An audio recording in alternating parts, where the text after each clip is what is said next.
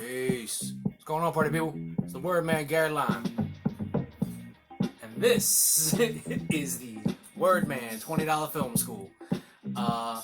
This video right here goes out to my very good nephew, Mr. Young Joshua Stewart. What up? This, in fact, is the Wordman $20 Film School Sad Edition. Before we get to that, this right here is my new favorite song of the year. Still got ways to go, but as of right now, is my favorite song of the year. It's a song called A La Sala, 3 words. It's by a band called Wordman, which is bass guitar and drums. They're out of Texas, a trio. They're dope. This is, make sure I get this right. So they made an album last year, which is also really good, and they decided to make, do dub remixes of that album and release that as a new album, and that's what you're listening to here. And this song is dope. I can't get enough of it. Again, the band's called Wordman, but nevertheless, this is the Wordman $20 Film School Sad Edition. My nephew Joshua hit me up and he was like, "Wordman, Uncle G, I want a bunch of sad movies." And I was like, "You want sad movies? What, you going through like a goth phase or something? I don't understand." And he was like, "That's not cool, Uncle G. I just want sad movies." I was like, "I'm sorry, young nephew. I didn't mean to hurt feelings." So I went through the trouble of picking up a bunch of movies that are sad in some capacity. I figured, that's what the kid wanted, that's what I'll get the kid. So what we got here for you, young nephew, we have a very, very nice collection, as you can see. And of basically movies that are in some capacity sad. And we'll go through them one by one so I can tell you what they are, what it is. And yeah, that's what we're gonna do. And we're going to start with one of my top 10 movies of all time. All time. Like, maybe even top 5. I don't know. That fifth spot's kind of hard, but it might make that, it might be number 5. If not, it's somewhere within 6 and 10. And it's a great film by Wong Kar-wai. It is called In the Mood for Love. I adore this movie. This movie is so good, nephew. Explaining the plot doesn't really do the movie justice, so we're just gonna kind of briefly go through it. Tony Leung and Maggie Cheung, who are 2 Asian actors you have seen in a billion other movies, they both live in the same apartment building, and they both find out that their respective spouses are each having their own affair with other people. And so then for whatever reason, the Tony Leung and Maggie Cheung decide to, I guess you'd say, reenact the affair that their respective spouses are having. It's kind I know that plot doesn't really do much good for it. Nevertheless, it is a brilliant movie. It is so brilliant. It is so beautiful. I can't think of a movie that you need to see on a big screen more than Wong Kar-wai's In the Mood for Love. It's just, the colors are amazing, dude. Like, and the shot, it's about as close to perfect as a movie can get. Especially one with such an odd-ass story. It's just beautiful. It's an absolutely beautiful movie. I adore this movie. It's so sad, obviously, from, the nature of the characters and everything. And you're in the mood for a really, really great treat when you see this. Because there aren't too many movies that are as out there as this. They're just, like, on its own. You can't compare it to anything else. Like, it's great. You're going to love it. It's awesome. This playing right here, by the way, is the one Helen Merrill. She's a very wonderful jazz singer. She's singing a classic "Don't Explain," classic jazz standard. This particular version is awesome because it's got Clifford Brown on the trumpet, and Clifford Brown was a very famous jazz trumpeter from Wilmington, Delaware. Oh, look at that. Delaware popped a good one out.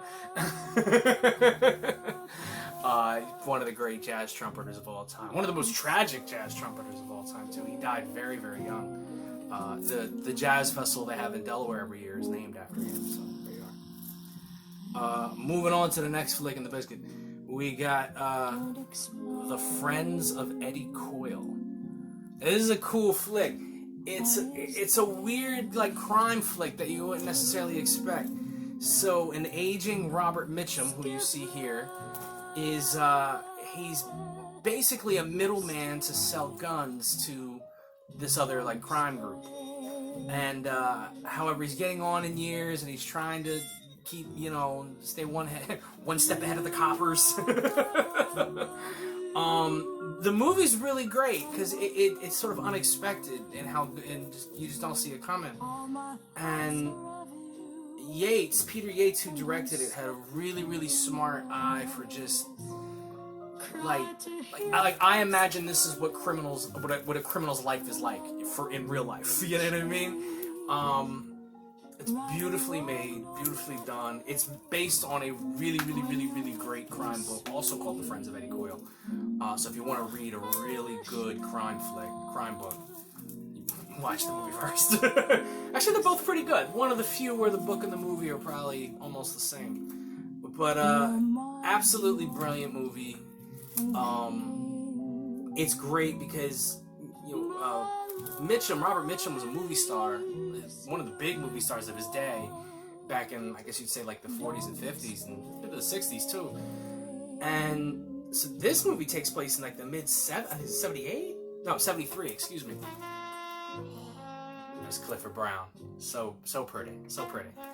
And so what's great about this is Mitchum's got that like, he has this like past my prime vibe that he puts off that really just kind of sets up the sadness that his character has, and it's really nice because you don't see like that level of emotion, that kind of emotion in a crime flick.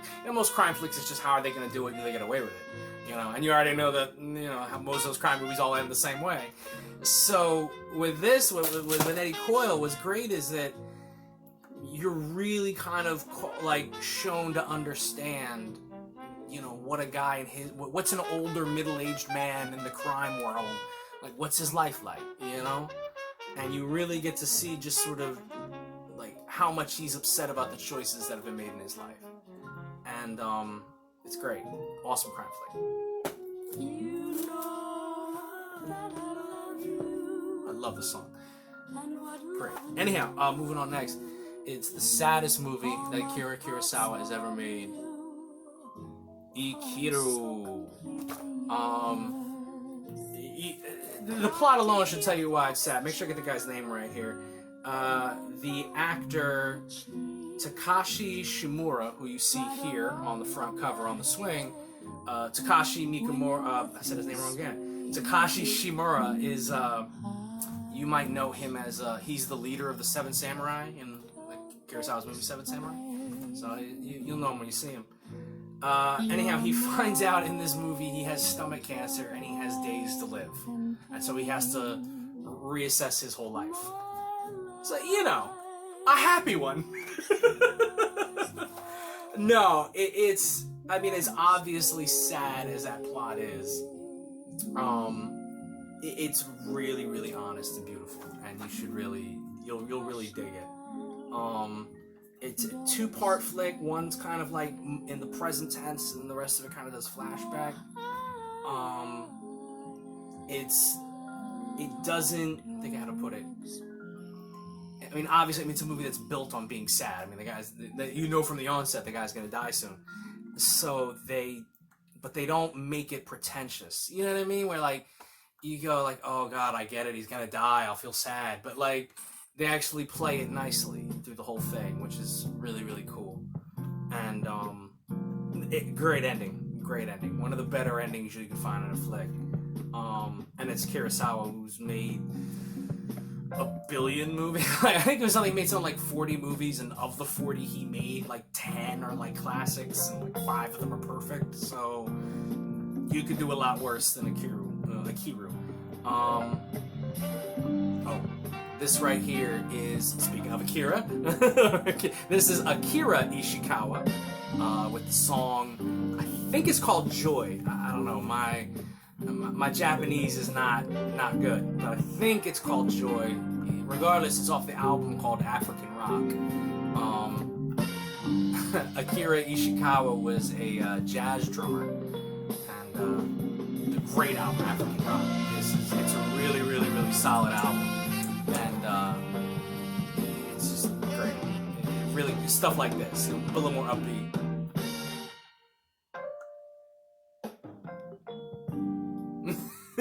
Real great, cool groove stuff. You know, stuff you put on, you know, in the background when you're there with your girl and whatever. Well, you don't know nothing about that. You don't do nothing like that. Nah, moving on. Next flick's kind of a weird choice, but I kind of wanted to make it as varied as possible. And it is the movie In the Loop. It's a cool flick, man. I like this joint. It's by an Italian man whose name I'm not going to get right, Armando Iannucci, who actually, after making this movie, went on to do that TV show Veep with Julia Louis-Dreyfus. So, if this looks familiar to Veep, you'll know why. A lot of people who are in this, in fact, are in Veep, too. And they're both kind of in a similar vein. Political movies, make sure I get this right. There's a British politician who accidentally tells the press that war with the Middle East is inevitable. And somehow from there, it just turns into this cavalcade of political nonsense. Meanwhile, there's all these other political people there as well who are trying to get their own, 2 cents in. And then somehow it revolves around, the wall of this British house. I'm not explaining it well at all. It's really great though. It's a satire, obviously. I'm just trying to remember what the guy's name is, but I can't. He's in it. But a great ending. Great ending, and yeah. The characters in this movie are. That's nice. That's nice. All the characters in this movie are sad in usually a really funny way, and it's sort of that's kind of like an interesting choice to make, where all the characters are just so pathetic and laughable that you actually get they're so pathetic and laughable, but they somehow generate actual emotion for the characters. So then all of a sudden you're kind of caught up in their crisis. Great flick, one of James Gandolfini's last movies too, and he really, really, really does it in this flick. He really, really stands out in this. I don't know anyone else who's in this that you would know of, other than a couple British guys who were in TV shows now. A lot of foul language in this movie. So yeah, a lot of foul language. It's awesome. No, it's actually really, really funny, and it's a really funny, sad movie. So we don't have to. I don't think I got too many other sad, funny movies for you here. So hopefully that fits the bill. And it came out in 2000 and I want to say 6. Oh no, hot damn, 2010. There you go. Next up on the biscuit, we have another personal favorite of the Wordman's. It is Louis Malle's very first film, Elevator to the Gallows. This movie is so beautiful. It's so great. Louis Malle's first film. Louis Malle was a French director, kinda like proto-New Wave, proto-French New Wave, kind of just before them. Wasn't really part of their group, but was still making movies, and they still liked him. And not an easy feat for them. But this came out in 1958. It stars the woman you see there, Jeanne Moreau. Make sure I get this right. Her and her lover decide to kill her husband, who's her lover's boss, and it goes from there. I don't want to go into it too much without spoiling it. Beautifully sad movie. Beautiful sad. It is so. This not even sad. It's. I don't know how to put it. This is the coolest movie you will have ever seen. It is so cool. Like, the characters are, it's French New Wave, classic jazz, cool bebop period, hard bop period rather. Like, it's, in fact, the score is actually done by Miles Davis, which was also pretty neat. He didn't do too many scores. It has one of his more famous trumpet solo pieces in it called Générique. It's so good. It is so good. This movie is so cool. There's a gif I send all the time of this woman crying and walking in the rain in black and white in Paris. That's from this movie. This movie basically made Jeanne Moreau a movie star, a superstar at that. She was all of like 23, 24.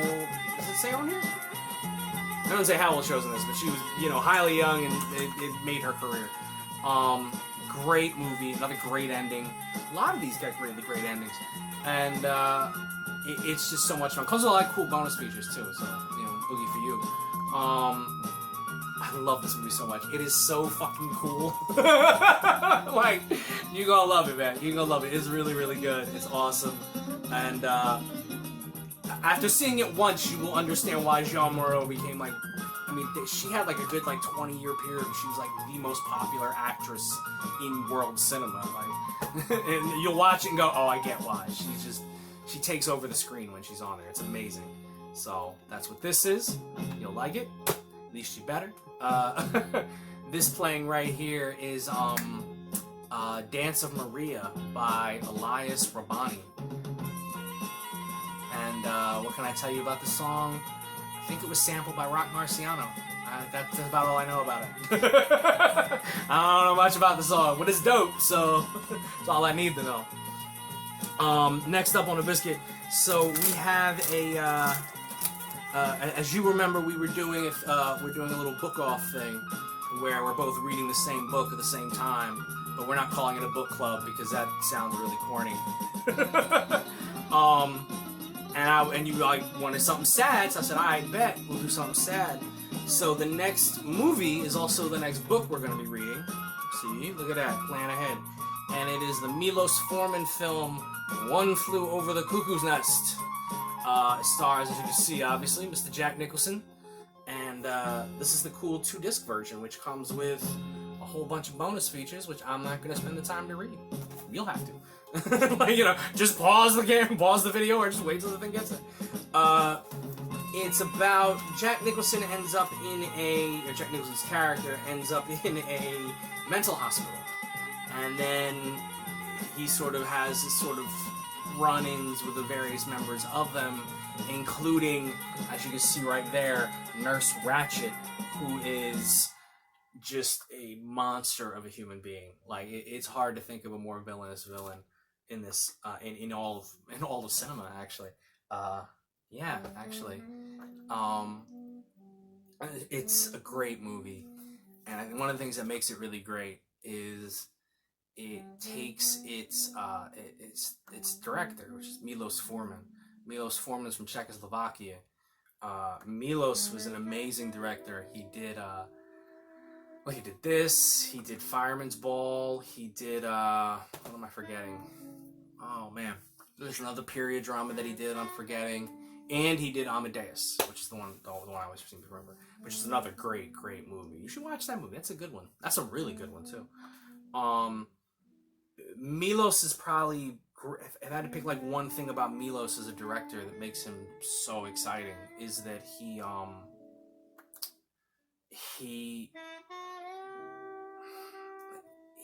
has a love for humanity.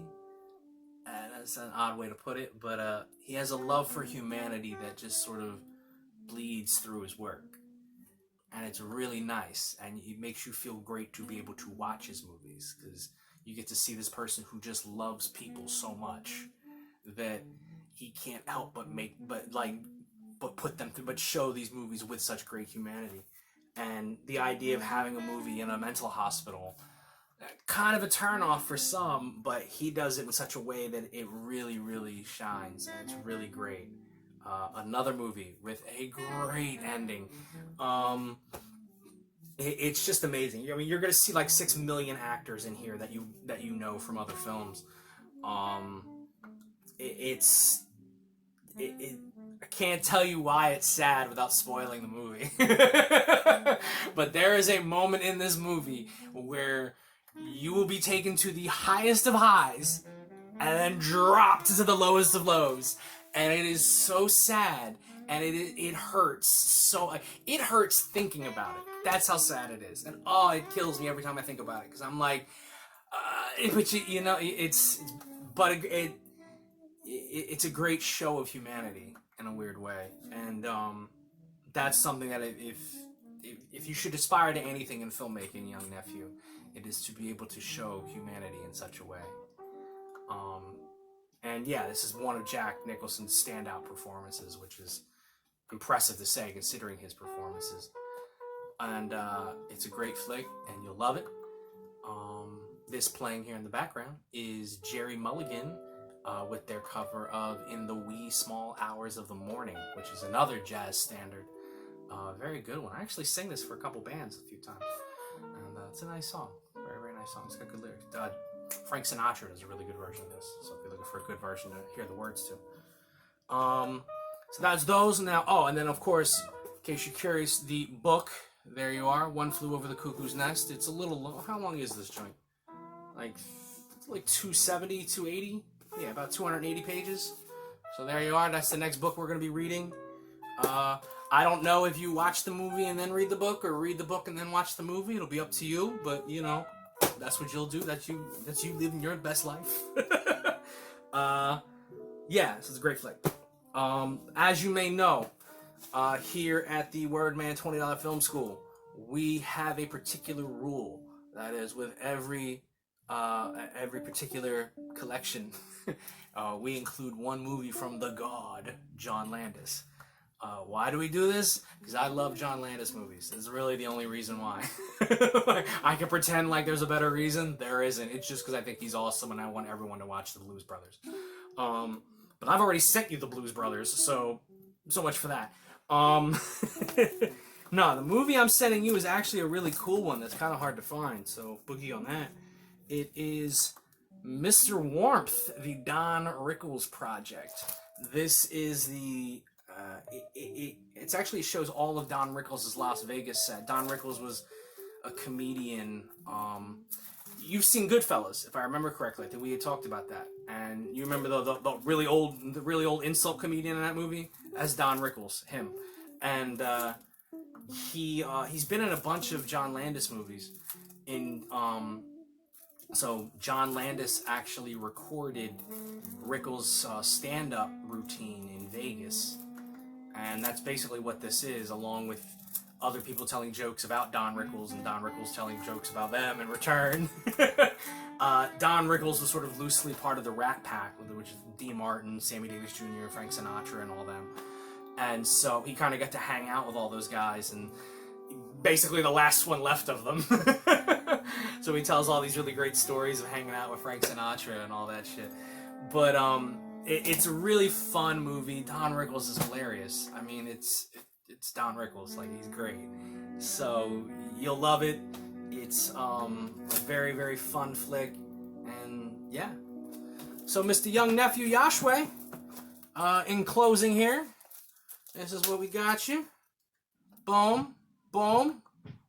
And I hope you enjoy. And this is nice. This is a Tribe Called Quest with the song Midnight. The night is on my mind. There it is. I was like, wait a minute. The sun will still shine. This is Midnight by Tribe Called Quest. And this is off their third album? No, it's their fourth album. Beats, Rhymes, and Life. It's on Beats, Rhymes, and Life. Which is, yeah, I think that's the fourth. But yeah, man, like I said, this is this is the Wordman $20 Film School sad edition. I'm gonna drop these in the mail for you next week, I guess, or Monday. And then, I got pens to send you too, so I'll do that.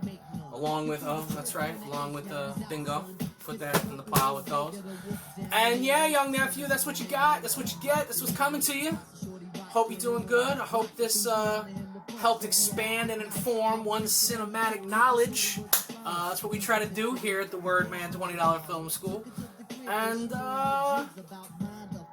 yeah, I'm gonna get back to chilling and procrastinating, and I don't know, I got other stuff to do too, I'm sure. But,